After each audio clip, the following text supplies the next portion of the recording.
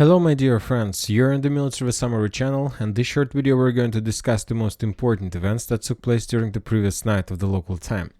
First we're going to talk about Terny direction and its southern Kupiansk direction, and today we have additional updates about the previous Russian attacks in the area, and the Ukrainian sources published the video of how the Russians were trying to attack the Ukrainians. There was a very big convoy with significant number of armored vehicles, and the Russians were trying to break through the Ukrainian defense belt, but the Ukrainians were ready for that attack, and the Ukrainians basically stopped the Russian attempt just with FPV drones and artillery. The Russians lost everything in that attack, and those who managed to survive ran away. According to information we have, after these FPV drone strikes against the convoy, the Ukrainians sent another batch of FPV drones to hunt and to, let's say, bring down the Russian soldiers who were trying to run away from the area. So significant losses, and the most important thing that after the Ukrainians repelled the Russian attack, they sent additional squad soldiers, and basically they evacuated, they captured and then evacuated significant number of tanks that were abandoned by the Russians. Furthermore, different mappers have already updated their maps, showing that the results of Ukrainian counterattack, and that now the Ukrainians start moving from Terny towards the village, the city by the name of Kremina. Other Ukrainian assigned resources try to calculate the number of losses that the Russians had on this direction, and the Ukrainians are saying that on the line, let's say on the line between Terny, not even Terny, between, let's say, these edge positions or position of the tree line till the end of, let's say, this tree line, let's say even more, the Ukrainians are saying about the distance of 300.5 kilometers. So this is it.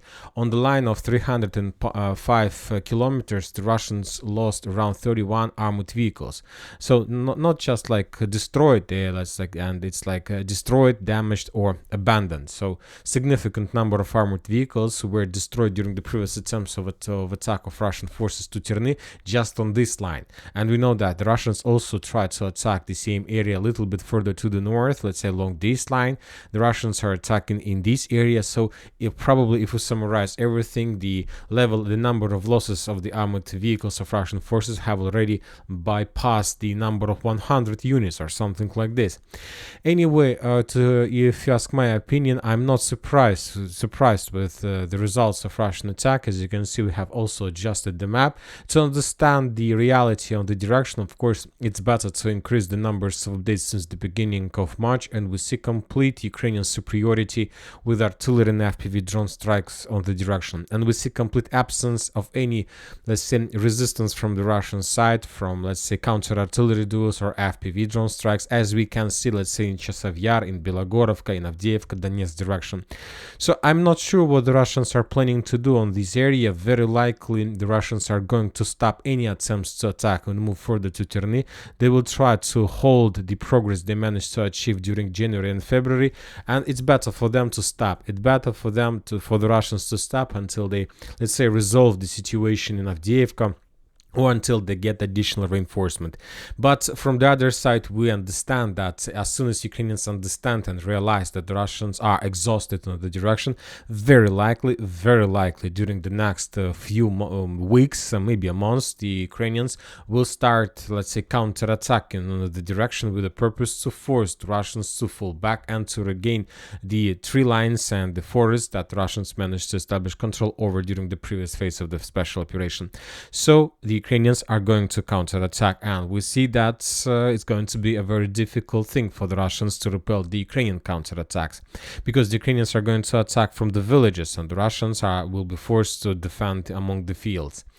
Now we are moving to the south in direction of Bilohorivka and Siversk. During the previous night, we haven't received anything from the direction, just a short report that the Russians continue advancing and continue encirclement of Bilohorivka, and the Russians are getting closer and closer to establish operational encirclement, or at least to increase the losses of the Ukrainians during the supply process up to 80%. But for now, they are still very far from the goal. So the sources reported that the Russians also during the previous 24 hours continue advancing along the railways and in the area around the railways towards Avdiivka, and the Russians, as a result of another wave of offensive operation, managed to improve their positions for another 200 meters. We haven't still received any geolocations or confirmations of that. Chasiv Yar, probably the most important and the most loud area in the special military operation during the previous few days. The clashes are taking place everywhere, starting from Bogdanovka to the south of Ivanivske, and today we got additional updates. So let's go through the icons we have. According to information we have, the Russians have established control over almost entire Bogdanovka. But the thing is that there is a very important thing that this yellow line is the, let's say, the border between the high-rise area. So Kalinovka and this part of Bogdanovka are located in the high-rise area, and Bogdanovka itself, the village with the buildings, is located in the lowland. So according to information we have, the Ukrainians decided to fall back from the lowlands to the, let's say, on top to the high-rise area, and now the Ukrainians are trying to, let's say, to dig in deeper in the area, to concentrate forces and just to establish complete control over the Russian movements inside of Bogdanovka itself. The Russians from their side continue attacking and storming some buildings, some separate buildings, constructions in Bogdanovka, trying to probably clear the area and to finish the, let's say, the mission battle for this part at least. So once again, the sources reported that Ukrainians started retreating, but it's some kind of like moving back towards more reliable positions on the hill. Now let's move to Chasiv Yar itself. Today, different pro-Russian mappers continue posting maps, updates on maps, telling us that the Russians managed to achieve additional advance inside of Chasiv Yar, and according to information we have, as a result of clashes, the Russians managed to improve their positions along the railways, and basically the Russians have almost reached, or have already reached, the positions of the railway station, 36 kilometers. So this is the title of the railway station, and according to different mappers, this is approximately the Russian control on this direction. So the Russians, as we can see, are trying to bypass the Ukrainian positions along the railways, and obviously they're going to move further and they're going to proceed until the next railway station by the name of Shamotnya. So this is the final Russian destination point, and if the Russians are able to establish control over the point, then this is going to be a completely different battle for Chasiv Yar. The Russians will try to get as close as possible to the main supply roads that still exist to the west of this block in direction of Chasiv Yar itself, and then the final phase of the clashes is going to start. Very difficult to understand what the Russians are planning to do with Kalinovka, because this is also probably the Russian goal, let's see, during this phase of a special military operation. The question is how they're going to get on the hill, because during the previous attempts, the Ukrainians managed to repel every single Russian attack. And Chasiv Yar itself, the Russians continue clearing and hunting for the Ukrainians in the high-rise area with FPV drones. A significant number of drones are flying above the area, trying to discover and to destroy the Ukrainian positions. Yet there were no attempts or any ground operation in the central part or in the area of the high-rise buildings. Furthermore, the sources reported that the Russians continue movements from Ivanivske to the west towards Seversky Donetsk-Donbass Canal. The movement is not so fast because there are lots of Ukrainian positions. According to information we have, the Ukrainians managed to, let's say, complete the rotation. They brought the fresh forces on this side of canal, so the Russians will be forced to fight with completely fresh forces that arrived here just during the previous few days. So we can say that they need to do everything from the beginning. Now we're moving further to Avdiivka direction. We haven't received anything from Berdichi. Still, the Russians control just the eastern and the central part. The Ukrainians control the western part. No changes on the ground. The Ukrainian sources published another video of how they managed to repel Russian attack from Tonyinka to the western direction of Yasnobrodovka. Another Russian convoy was destroyed by a significant number of FPV drone strikes and artillery strikes. So the Russians also, as we can see, are facing significant resistance from the Ukrainian side. Currently, it's very difficult to understand how long the Ukrainians are going and can resist the Russian attacks. But we understand that until the Russians reach Yasnobrodovka, they're not going to stop. And the Ukrainians understand this clearly. Now we are moving to Krasnohorivka direction. The Russians continue counter-artillery duels during the previous few nights. So a few more, let's say, artillery systems of the armed forces of Ukraine were destroyed as a result of counter-artillery duels. On this video, we can see another howitzer of armed forces of Ukraine that was destroyed by Lancet. This is Lancet, who was flying from, let's say, very far from the eastern direction. We have few more destroyed positions in warehouses in the fields on the Marinka direction. And as you can see, we have adjusted the map on Krasnohorivka direction. Most of the mappers have already done this as well, reliable mappers. The Ukrainians managed to restore control over the southern part of the residential part to the south of Krasnohorivka, and we have geolocation confirming that the southern part is under complete Ukrainian control. On this video, we see the reconnaissance operation by the Russians. They managed to discover probably the FPV drone operator positions there, and after that, the Russians start bombing and attacking the area, which confirms the Ukrainian presence and Ukrainian control. But the Ukrainians are saying that even if the Russians retreat and fell back from the southern part, the Russians intensified their attacks and their activity along the railways. And then they're saying that there are more and more attacks, more and more attempts to attack along the railways with the purpose to, let's say, to establish public control over this residential area or even to cross the railways. So we'll see how this attempt will be finished, but the Russians are not going to surrender and fall back. They're planning to establish complete control over the southern part, because they understand that just with the southern part, control over the southern part of Krasnohorivka, they have chances to finish the battle for Georgievka and to start clashes for Maximilianovka. Novomikhailivka, no changes during the previous night, just one FPV drone bombing video published by the Russians, which confirms the Ukrainian presence exactly in this part, in the western part of Novomikhailivka. So this video just confirms the line of combat contact and that everything probably corresponds to the reality.